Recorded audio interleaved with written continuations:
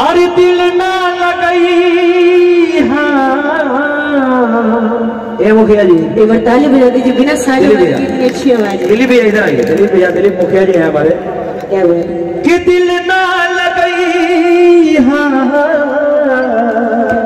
गाना सुन ले वाली सब है ना लुकमा ये की सुन ले और फिर जानी कि अब जा जा जा जा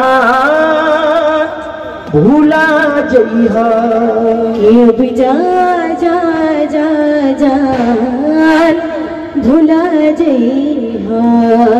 लइकवा कहा था सुन। अच्छा बोलो कि हमारा प्यार के बदला में अच्छा कि बोला का दिल बड़ू हो तू जब दिल बड़ू हो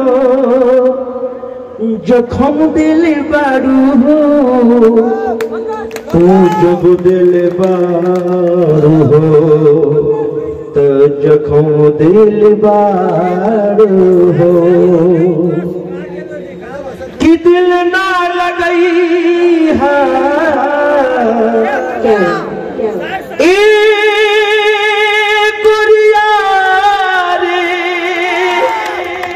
अरे दिल ना लगई हा फिर जानी हा कि अब जा जा जा जा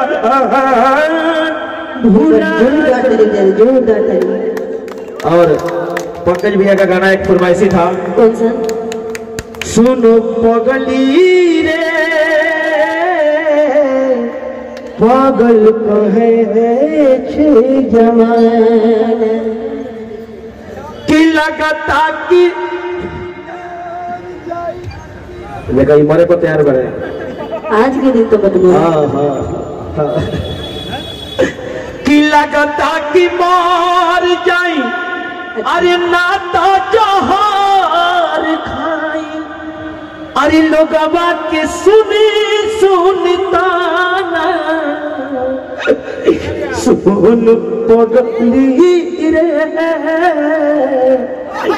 पागल कहेला जमाना सुन पगली सुन पगली अरे पागल कहेला जमाना।